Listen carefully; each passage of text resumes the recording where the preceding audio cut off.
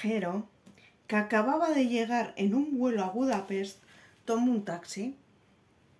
El taxista, un hombre joven con cazadora de cuero negro, pelo negro y muy moreno todo él, y que lucía unas gafas también negras, apenas abrió la boca durante el trayecto hasta el hotel donde iba a hospedarse el cliente.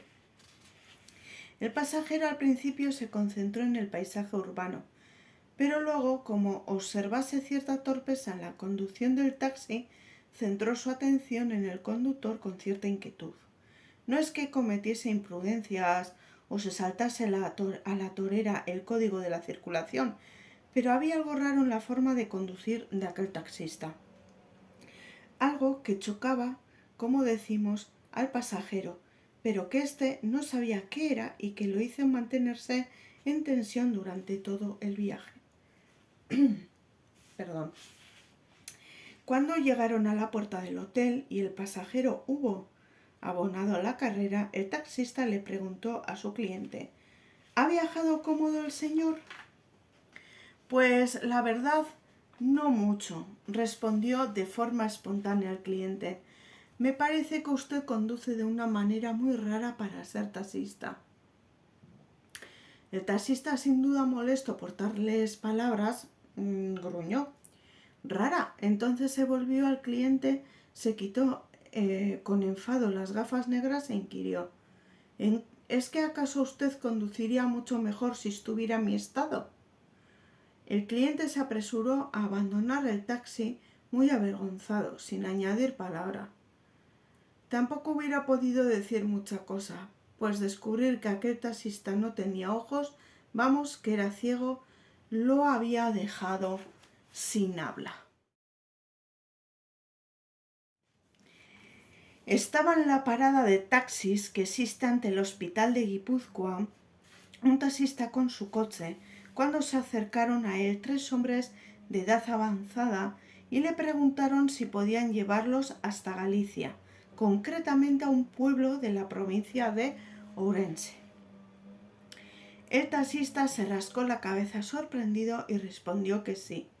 Montaron detrás los tres hombres y emprendieron la marcha.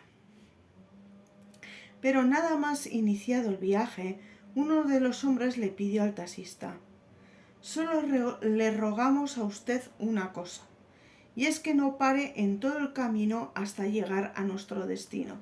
Ya le daremos una buena propina por las molestias. Nuevamente sorprendido, el taxista les replicó: pero en algún momento tendremos que detenernos para repostar. Está bien, pero cuando tenga que hacerlo, no se entretenga demasiado. Entonces otro de los hombres explicó: verá usted, es que vamos con nuestro hermano a casa. Acaban de darle el alta en el hospital, pero no está del todo curado. Ya sabe cómo son hoy día los médicos. Por eso lo llevamos al pueblo para que se reponga allí el pobrecillo. El taxista miró discretamente por el retrovisor interior y comprobó que en efecto de los tres hombres, el que iba sentado en el medio de sus hermanos no tenía muy buen aspecto. Pálido y muy demacrado, dormía con la cabeza apoyada en el hombro de uno de ellos. Pararon a repostar a mitad de camino y los pasajeros ni se bajaron del coche para orinar o estirar las piernas. Tampoco probaron bocado ni bebieron en todo el trayecto. Por fin, entumecido, tenso y cansado, el taxista vislumbró ya de noche el pueblo al que se dirigía. Se detuvo ante la casa que le indicaron los viajeros y salieron a recibirle varias mujeres llorando a lágrima viva. Uno de los pasajeros pagó al taxista en metálico el importe del viaje y añadió una bonita cantidad a modo de propina. Luego, entre los hermanos y las mujeres llorosas, sacaron al enfermo del coche y lo metieron en la casa. Fue entonces, al observar que el paciente no se había despertado y que lo llevaban cogido de las axilas y medio arrastrando, cuando el taxista no pudo contener su curiosidad y les preguntó: díganme, si no es mucha indiscreción, ¿qué enfermedad padece su hermano? A lo que uno de ellos le respondió: pues mira, puesto que ya hemos llegado y sin problema alguno podemos decírselo. La verdad es que no padece enfermedad ninguna, porque falleció ayer en el hospital. Pero el pobre tenía tanto empeño en que lo enterrásemos en su pueblo, y trasladar al difunto desde San Sebastián nos resulta tan caro que al final se nos ocurrió vestirlo, sacarlo del hospital sin que nadie nos viera y traerlo al pueblo para que parezca que ha muerto aquí. Por muy increíble que resulte este suceso, se lo contó a quien esto escribe, personalmente, un amigo donostiarra, de profesión taxista, y por más señas el taxista al que le tocó vivir la peripecia referida. Recogió una tarde un taxista a una anciana en otra ciudad del Cantábrico y le pidió que la llevase al cementerio. Como la pasajera, según decía, estaba muy torpe con las piernas, se sentó en la parte delantera junto al taxista. Emprendieron la marcha y al poco el taxista empezó a notar un olor desagradable, como a carne podrida. Miró de reojo a la señora, muy anciana por cierto, y comprobó que parecía limpia y aseada, además de ir bien vestida. Sin embargo, el olor a descomposición se fue agudizando hasta resultarle al conductor tan insoportable que apenas pudiendo respirar, tuvo que abrir la ventanilla de su lado. Aún así, el olor no desapareció. Llegaron al cementerio, el taxista ayudó a descender del taxi a la señora y entonces notó que la pasajera tenía las manos exageradamente frías. Al mismo tiempo, la anciana le pidió que aguardase un ratito, que no tardaría en volver. El taxista abrió todas las ventanillas y las 4 puertas para orear el interior del vehículo y luego se puso a leer el periódico apoyado distraídamente en el capó. Pero de pronto dio un respingo.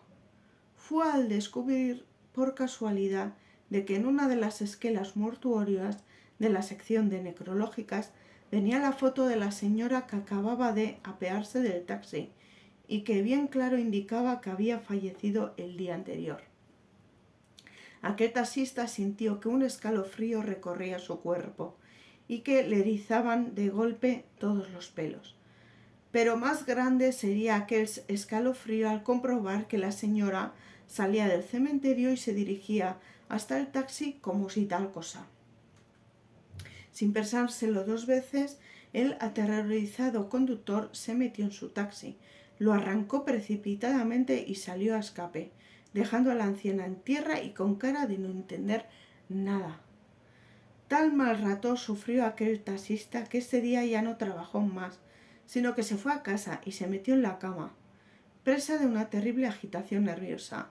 Durmió poco, sus sueños estuvieron plagados de terribles pesadillas y a la mañana siguiente estaba en su parada, dándole 1.000 vueltas al terrorífico incidente del día anterior, cuando notó que tocaban con los nudillos en el cristal de su ventanilla.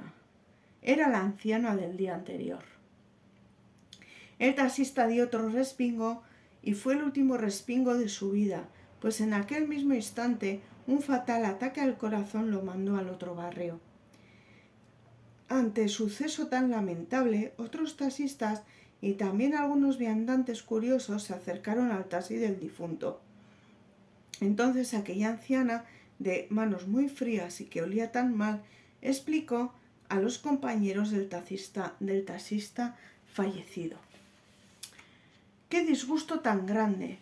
Ayer me dejó plantada en la puerta del cementerio y hoy va y se muere en mis narices. Y precisamente en un momento tan señalado para mí, pues justamente ayer enterramos a mi hermana gemela.